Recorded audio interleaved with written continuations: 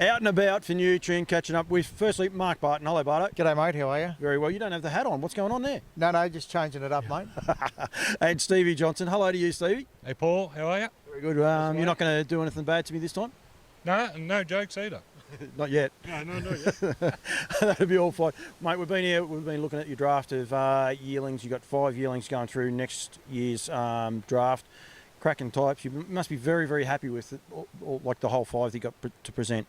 Yeah, definitely. And then different variety. We've got 2 Stay Hungries, 2 Poster Boys, and the Soho Tribeca. So all different types, and a couple that really stand out. Probably the Stay Hungries, the standouts of our lot. Tell you what, the breeding buffs, I'll bring over to Barto in a sec. There's a couple of real little, I'm not going to say which ones they are, but there's a couple of 2B3s, and they are really intriguing, the breeding crosses on both those 2 horses. One's a filly, one's a colt, and they're very, very intriguing. I think they might be both fillies actually. They were both fillies actually. So, yes. But I encourage people to go to the catalogue and the online catalogue, and that's what we're here for. To go there and have a look at them and have a look at the pedigrees. But lovely types, Barto. Yeah, no, wonderful draft, and you've got good mare families. You look through the pedigree, like you say, there's that double cross through there. But yeah, you guys have matched up what horses should work, and I think the Tribecas look great. There's some nice horses with your Poster Boys, but like you say, the Stay Hungry colt, he's certainly one people should make an effort to come out here and have a look at. He's just a brilliant type. Leo, everyone says cracking type, all that. Get along, have a look at that bloke. I'll be stunned if he's not in the top lots of, just on looks anyway, let alone having a look at his pedigree. Yeah. He's a standout. He's got one of the great stable names too, hasn't he, Frank? No, Fred. Oh, is it Fred? I thought it was Frank. Fred and Barney. Oh, that's right. No jokes. You said we're not allowed to do jokes. We've got to do this one properly and professionally. Getting out here to the farm though and encouraging people to look, that's what we want to do. Like, you're not far, what are we, 10 minutes from Wagga? Yeah, 15 minutes. Yeah, definitely. We're only 25 kilometres from the centre of Wagga, and not only our property, you've got other ones, you've got Yerby, or what's it called now, Wingate Farm with Jake, and then you've got Robbo, and then you've got Dennis Howe. The quality of breeders in the Riverina itself. You could come to Riverina, stop off at Wagga, magnificent city, do a bit of shopping, see a show or whatever it be, and then within probably 150 kilometre radius, you could end up in 10 different properties and inspecting some of the best yearlings that Riverina produces. And you could go more to that, because Young's not that far from here. Yep. I know I've been to Jackie's from here once before.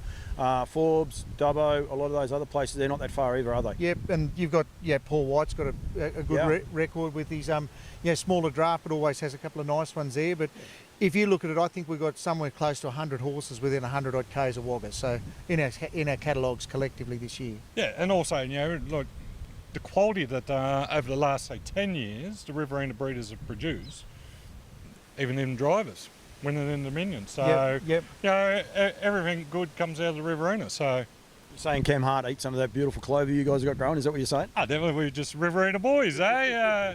On top of the world. I guess you've got to ask the question. Obviously, my wife's related to him, but you look at 23, what he's achieved, I think 6-7 Group 1s this year. And, his world's his oyster. He's worked very hard at it, and it's great to see him get the rewards on the weekend. Yeah, it's magnificent. So, as you say, work hard.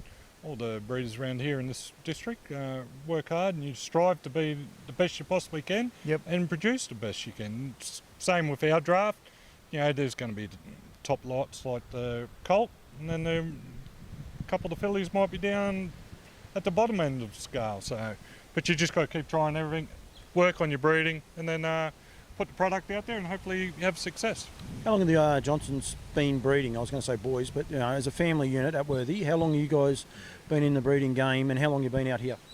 Yeah, well, Mum and Dad bought this property in '95, and us boys followed Mum everywhere, so we were out back here. And Dad's bred all his life. He had a couple of mares over at Colliam when we were rice farmers, and mediocre success. But us boys just got the bug, and Lachlan, who doesn't want to be on the TV, he's got the bug now too, and we'll just keep pressing ahead. We've bought a fair few mares this year, probably off the back of our Majida, and we're breeding 14. That's the most we've ever bred. So we normally have 4 or 5 to sell, and we've had success at the sales, and they've gone on to win big things, won the Dominion.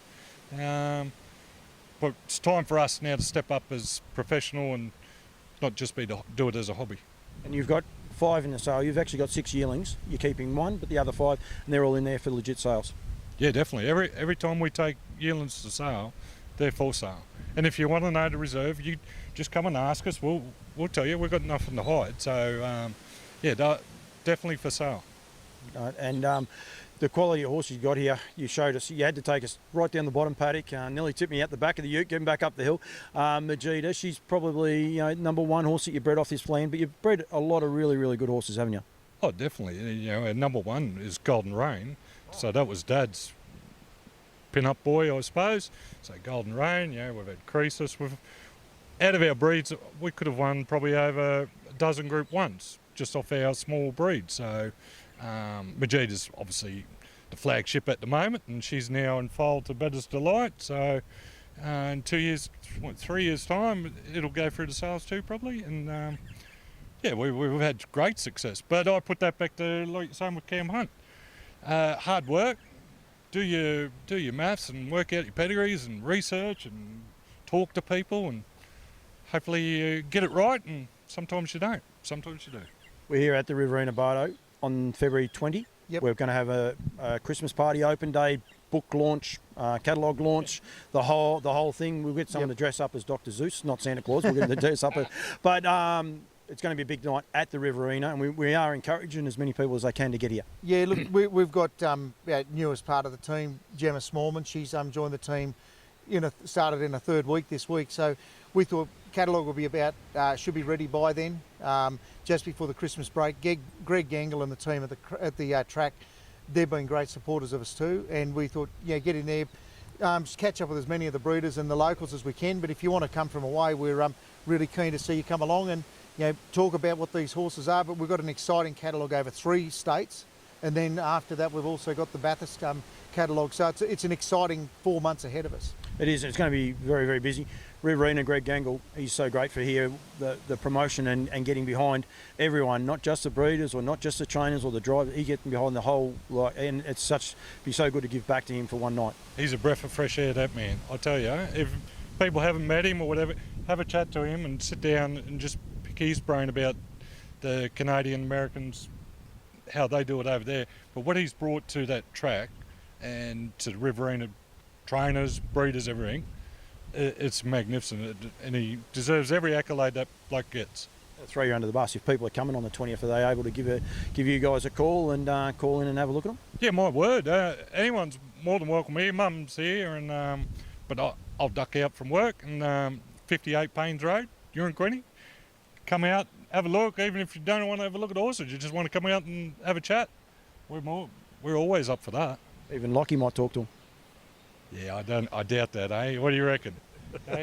We've got to give him a hard time because he's sitting over there. He's got no comeback just at the minute. Someone's got to do the hard work, mate. Yeah, there's people in front of the camera and there's people behind the camera. He's not as quick as us. And there's no knock-knock jokes tonight. No. But thank you. Great to get around here, but we encourage that, and we encourage people to get to Wingate, Matta, Ranker, and then, as you said, everyone else out further, and make sure they get out and visit these people. Yeah, like we've said it at all the other places, primary producers produce a primary product, and that's what it is. You see them in their natural environment at the moment. They haven't been brought into the stables yet, and you just see the season's been good. The one thing I'd say this side of town too, you're 2 or 3 years better, 2 or 3 weeks better than what we are on the eastern side of town. The country still looks unreal here. Cattle, sheep and horses are doing really well, doing it naturally. A lot of headers are starting to work, and I don't think we've seen a paddock with any more brown bales than what we saw a couple of k's up the road. So it's beautiful. I've never seen so much clover. That's the one that's got me. So prime producing country. That's why I've got 3 big boys here. See? So yeah, well, it's proven its worth. Yeah. I feel short here all the time, so we won't worry about that. Boys, thank you. We'll see you both on the 20th, but encourage people to get here to the guys at Atworthy Park and get out and have a look at a few of these other places and turn your phone off when you're doing interviews. That's right. Come on. It's very unprofessional. We're trying to be professional here now. Please. Thank you, Steve. Thank you. Thanks. Good, mate. See you.